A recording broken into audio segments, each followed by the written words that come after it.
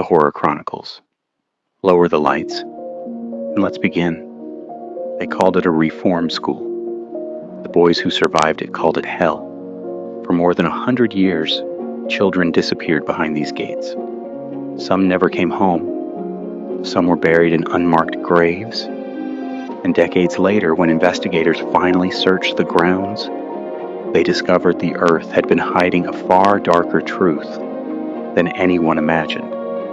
This is the true story of the Arthur G. Dozier School for Boys, one of the darkest places in American history. In 1960, a 12-year-old boy named Charles Fudge was sent here for skipping school and smoking cigarettes. Decades later, he would become president of a survivors group that called themselves the White House Boys, named for a building on the north side of campus. On his third day at Dozier, Fudge endured what he would later call the worst beating of his life. He couldn't walk past that bed for the rest of his time there, couldn't even get close to it. The White House was a squat concrete building with a single soundproofed room.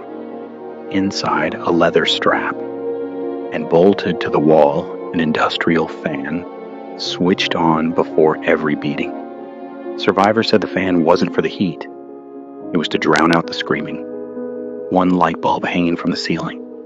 Damp concrete. The smell of old fear that never quite left the walls. One survivor said the strap, the first time it hit you, went through every nerve in your body. Sounded like a shotgun. Fudge remembered his boxer shorts stuck to open wounds by morning, dried into the fabric overnight. A boy named Jerry Cooper said he took 135 lashes in that room, more than any other survivor on record. Decades later, when people called him a liar, he paid for a polygraph test himself, just to prove it happened. The cruelty didn't stop at the walls of the White House. The campus was segregated.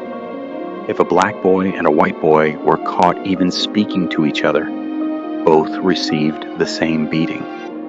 Black boys made up 3 times the number of white boys buried on these grounds, put to work in the fields and brickyards instead of the classrooms they were supposedly sent here to sit in. And here's where the story gets strange.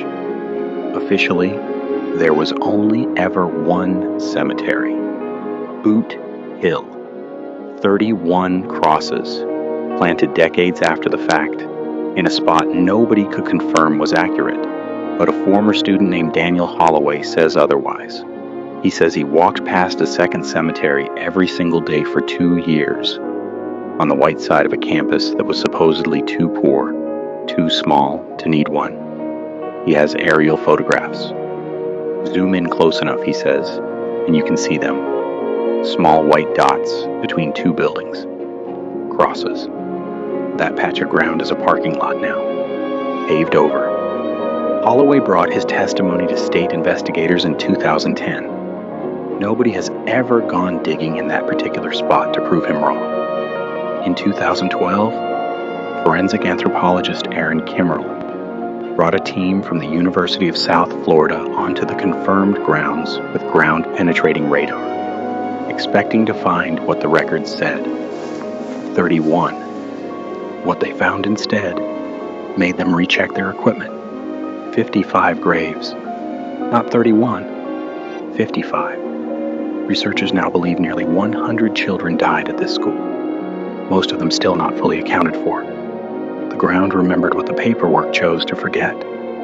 Survivors, men now in their 70s and 80s, still describe the same recurring detail from those nights in the dormitories. A sound. Not footsteps exactly. Something dragging. Slow. Deliberate.